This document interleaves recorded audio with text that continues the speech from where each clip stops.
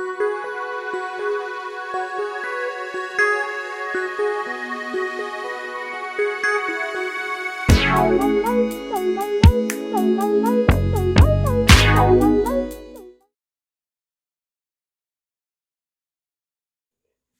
everyone, this is Anne, and today I'd like to share a technique that's called the Glueless glitter technique.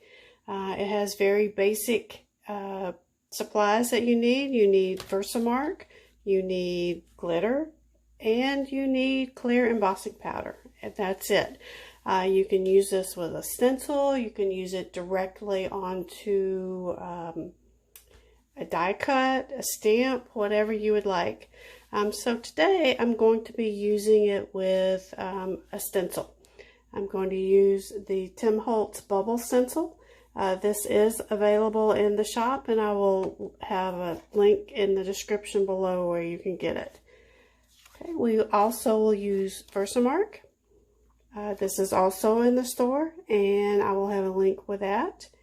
And we are going to be using some of the fun new Fairy Hugs glitter powder. These colors are absolutely amazing. I love working with these glitters. They're fun to use. They don't fly all over the place. And of course that sort of depends on how humid it is where you live as to how much they fly around. And I do live in the South, so it is fairly humid. I would assume you guessed that from my accent, but I'm not really sure. But anyway, it just sort of depends. So today, let's start out. And again, the first step is to put your stencil onto your piece of paper. I know a lot of people say that you want to put tape all the way around it and make sure that it's nice and secure. And yes, you do. But for this technique, I've found that it's easier just to apply a piece of tape at the top. And that way it works as a hinge, and you can remove, or not totally remove, but you can lift up the stencil to see if your project is how you like it, and then lift it back down. That's going to be important for the second step because we don't want to completely remove the stencil. We just need to get it out of the way for a little while.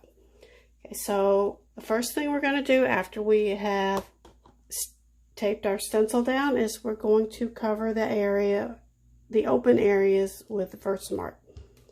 Again, the juicier your pad is, the quicker it is to have this step done. You just want to make sure that you get, good ink coverage in all the open areas of your stencil. Okay, so we can check that and see how it looks by flipping this up.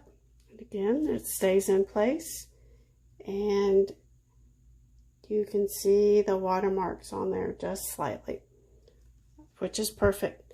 So our next step is to add our clear embossing powder.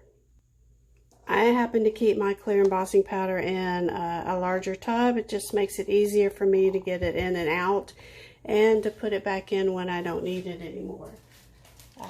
You can use any brand of clear embossing powder that you have on hand. It doesn't really matter, just as long as it's clear. Okay, so let's go ahead and apply a generous amount.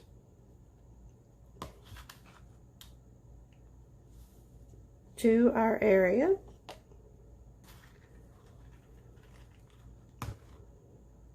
Make sure that it's completely covered.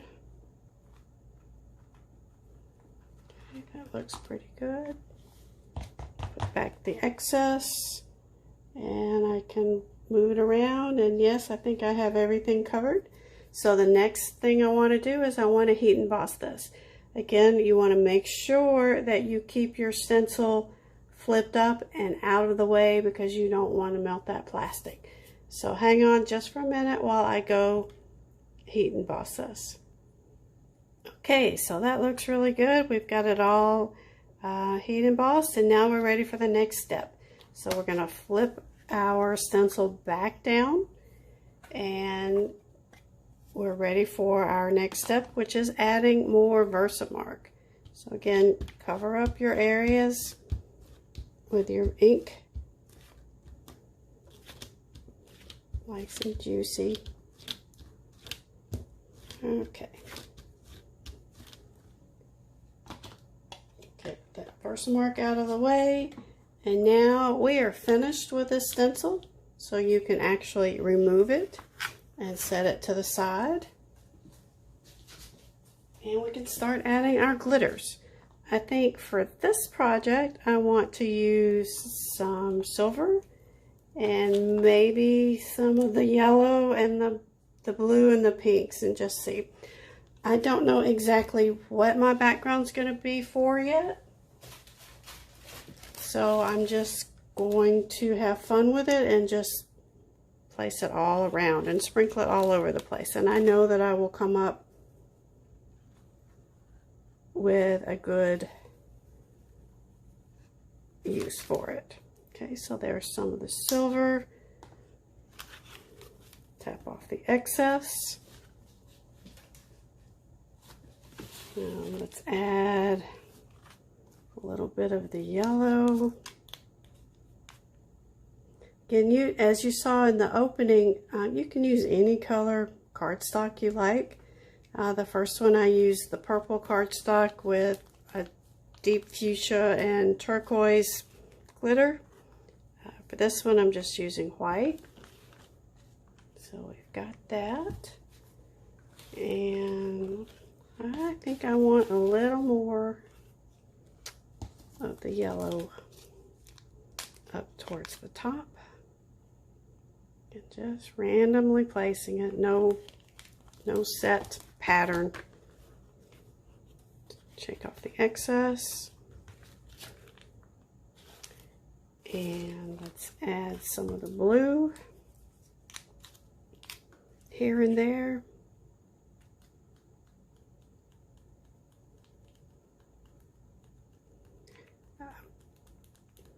Again, just having fun with it. No special way to do it. Tap off the excess. And let's add our final bit of pinks to the mix. I think. Okay. All right.